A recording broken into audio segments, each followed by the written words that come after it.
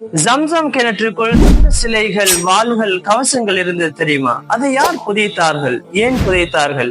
அது எவ்வாறு வெளிவந்தது? இந்த வரலாற்று சம்பவம் நிச்சயமாக உங்களை ஆச்சரியப்படுத்தும். இவ்வாறான இஸ்லாமிய வரலாற்று சம்பவங்களை தொடர்ச்சியாக பார்க்கறதுக்கு நம்ம சேனலை சப்ஸ்கிரைப் பண்ணுங்க. பிஸ்மில்லாஹிர் ரஹ்மானிர் ரஹீம்.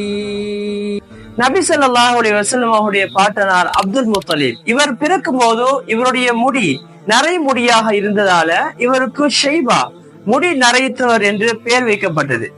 இவருக்கு பின்னாட்கள்ல அப்துல் முத்தலிப் என்ற புனைப்பெயர் இவருக்கு கொடுக்கப்பட்டது. இஸ்மாயில் அலைஹிஸ்ஸலாம் அவருடைய காலத்துல யமன்ல இருந்து வந்த ஜுர்ஹும் என்ற ஒரு குலம் இஸ்மாயில் அலைஹிஸ்ஸலாம் அவங்களோட ஒப்பந்தம் செய்து கொண்டு மக்காவுல வாழ்ந்தாங்க. இஸ்மாயில் அலைஹிஸ்ஸலாம் அவங்க வஃபாத்தானதுக்கு பின்னால மக்காவுடைய அனைத்து ஆட்சிகளும், காபத்துல்லாவுடைய பொறுப்பாக இருக்கட்டும், ஜம்சம் நீருடைய பொறுப்பாக இருக்கட்டும், அனைத்து பொறுப்புகளையும் இவர்களே ஆண்டு வந்தார்கள். பல நூற்றாண்டுகளாக இவர்கள் இவ்வாறு ஆட்சி செய்து கொண்டு வரும் பொழுது காலம் செல்ல செல்ல இவங்க அநியாயமான செயல்கள்ல ஈடுபட்டு மக்களுக்கு அநியாயம் செஞ்சு மக்களோட வெறுப்பை சம்பாதிச்சுட்டாங்க. இந்த டைம்ல தான் யமன்ல இருந்து ஃபுஸாஹா என்ற ஒரு குலத்தார்கள் வந்து இந்த அநியாயத்தை பார்த்துட்டு இவங்களை ஒழிச்சு கட்டணும் சொல்லி இவரோட போர் செய்யறாங்க. இந்த டைம்ல தான் ஜுர்ஹும் மக்கள் தங்களுடைய மதத்துடைய முக்கிய பொருட்களாக கருதிய தங்க வாள்கள், சிலைகள், கவசங்கள் ஆகியவற்றை ஜம்சம் கிணற்றுக்குள்ள போட்டுட்டு ஜம்சம் கிணற்றையும் அடையாளம் தெரியாதவாறு மூடிவிட்டு சென்று விட்டார்கள். அல்லாஹ் அப்துல் முத்தலிப் மூலமாக மீண்டும் இந்த ஜம்சம் கிணற்றை வெளியாக்க வேண்டும் என்று அல்லாஹ் நாடினார். ஒரு நாள் அப்துல் முத்தலிப் தூங்கிக் கொண்டிருந்தார். முதல் நாள் கனவிலே ஒரு குரல் கேட்கிறது, தய்யிபாவை தோண்டு. இரண்டாவது நாள் தூங்குகிறார். இரண்டாவது நாள் ஒரு சப்தம் கேட்கிறது, பர்ராவை தோண்டு. மூன்றாவது நாள் தூங்குகிறார். மூன்றாவது நாளும் கனவிலே ஒரு சப்தம் கேட்கிறது, மதுரூனா, மறைக்கப்பட்டதை தோண்டு என்று.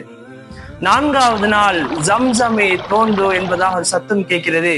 அதோடு சேர்த்து ஜம்சமுடைய சிறப்பை கூறப்படுகிறது. இது புனிதமான கிணறு, இது என்றும் வற்றாது, இது ஹாஜிகளுக்காக காத்திருக்கிறது, இதில் நோய்க்கு நிவாரணி இருக்கிறது என்பதாக கூறிவிட்டு அந்த ஜம்சம் கிணற்றை எவ்வாறு கண்டுபிடிப்பது என்று அப்துல் முத்தலிபுக்கு 4 விடயங்களை கூறி அவருக்கு உதாரணம் காட்டப்படுகிறது.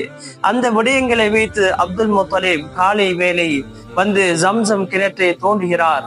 அந்த ஜுர்ஹும் குலத்தார்கள் புதைத்து வைத்திருந்த தங்க சிலைகள், வாள்கள், கவசங்கள் கிடைக்கிறது.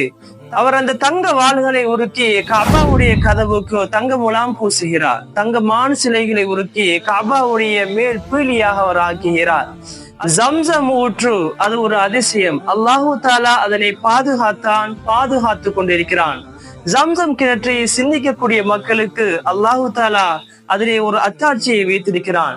இஸ்மாயில் அலைஹிஸ்ஸலாமுடைய காலத்துக்கு பின்னர் அல்லாஹு தாலா ஜம்சம் கிணற்று நீரை இவ்வாறுதான் எங்களுக்கு மீண்டும் வழங்கினார். இவ்வாறான வரலாற்று சம்பவங்களை தொடர்ச்சியாக பார்க்கறதுக்கு நம்ம சேனலை சப்ஸ்கிரைப் பண்ணுங்க. அல்லாஹு தாலா நம்ம அனைவரையும் பொருத்திக் கொள்வானாக. ஆமீன். அஸ்ஸலாமு அலைக்கும் வரஹ்மத்துல்லாஹி வபரகாத்துஹு.